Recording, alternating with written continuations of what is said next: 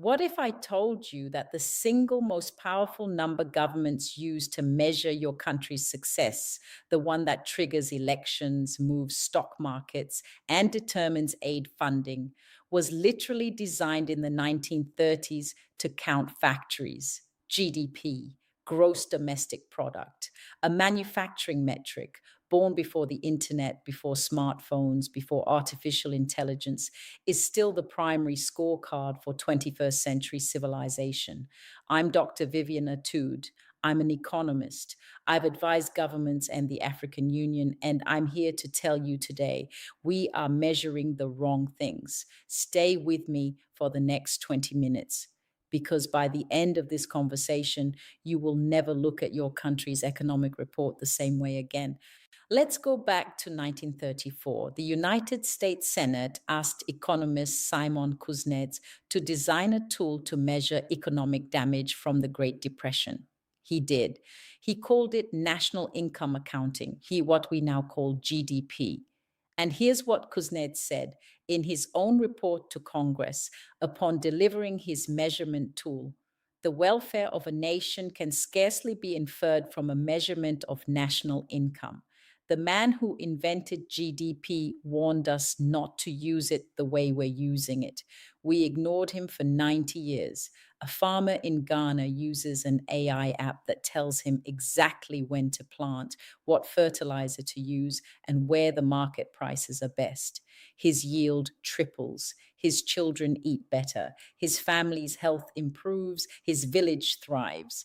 And GDP records almost none of that because GDP counts transactions. It counts what changes hands.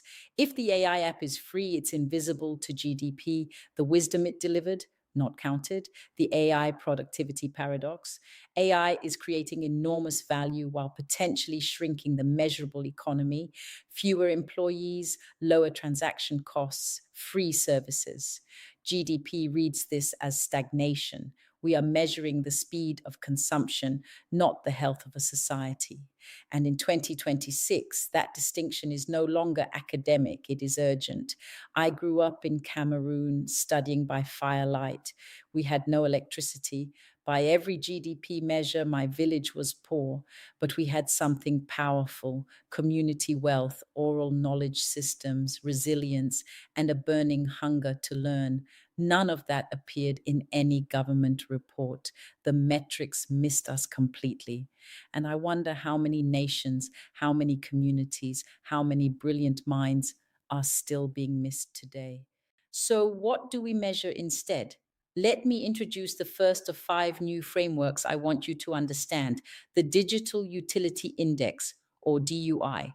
Instead of counting dollars exchanged, what if we counted time liberated? What if we measured how many hours per week the average citizen gains back because AI handled their taxes, translated their documents, diagnosed their symptoms, wrote their first draft, or navigated their city 3.5 hours a day per person? That is invisible wealth, a gift of time that GDP cannot see, cannot count, and therefore cannot celebrate or protect. And let's talk about the new measure of national competitive power. It's not gold reserves. It's not factory output. It's not even broadband penetration anymore. It's compute access. The nation that can guarantee every citizen, every researcher, every entrepreneur access to high quality computing infrastructure. That is the new definition of a developed nation. There's a principle I return to often in my work.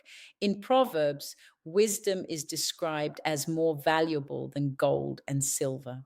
I think about that when I consider why we've spent a century measuring gold and almost no time measuring wisdom.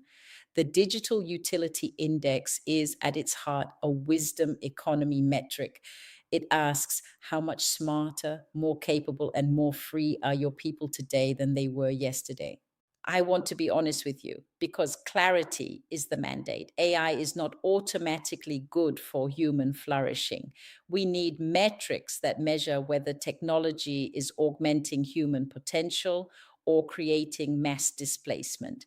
I propose a second metric: the Human AI Synergy Score. The Human AI Synergy Score would track three things: First, creative output. Are citizens producing more original work? Second, agency. Do people feel in control of their lives? And third, lifelong learning velocity. Because here is the truth no government report will show you. Adaptability is the ultimate currency in the age of AI. When I was studying by firelight in Cameroon, I wasn't learning the content of any particular lesson. I was learning how to learn under constraint. That skill became the most transferable asset I ever built. No transcript shows it, no GDP captures it, but it built everything you see in me today. Environmental equilibrium and synthetic efficiency. 1 to 2% of global electricity used by data centers today, projected to triple by 2030 as AI compute demands scale. Training a single large AI model can emit as much carbon as 5 cars over their entire lifetime. I propose a third metric net positive compute, ratio of AI energy consumed versus AI efficiency gains, plus clean energy coverage, plus resource optimization output. We are, for the first time in human history, seeing genuine decoupling economic growth that does not require proportional environmental destruction. Tier 1 nations of the 2030s will be measured not by what they extracted, but by what they conserved. For centuries, nations measured their power by gold reserves, then by currency strength, then by nuclear arsenals, then by GDP. Each era had its scorecard. The scorecard of the AI era is national intelligence capital, sovereign AI infrastructure, algorithmic equity index, talent development pipeline, data governance maturity, which brings me to perhaps the most uncomfortable metric I'll propose today the algorithmic Gini coefficient. Just as the traditional Gini coefficient measures income inequality, the algorithmic Gini measures the gap between AI rich and AI poor citizens within a nation. Early data suggests this gap is growing faster than income inequality. The gap between AI rich and AI poor is not a technology gap, it is a civilization gap. I believe, and this is not just economics, this is conviction, that every human being carries dignity and potential that no algorithm will ever fully capture. The metrics we choose reflect what we value. What we measure is what we become. So let me paint you the vision. Imagine a national success dashboard displayed publicly, updated quarterly, governing investment decisions that shows you whether your nation is actually thriving, whether your citizens are actually free, whether your technology is actually serving your people or consuming them. The stock market ticker is not your nation's vital signs. Your people are your nation's vital signs. If your government had to choose one new metric beyond GDP to report publicly, which would you choose and why? Drop it below. Drop your country, your chosen metric, and your reasoning in the comments. I read every single one. And the most insightful comment this week, I will feature in our next episode. Subscribe to the Clarity Mandate for weekly analysis at the intersection of global economics, artificial intelligence, and African development. I'm Dr. Vivian Atud.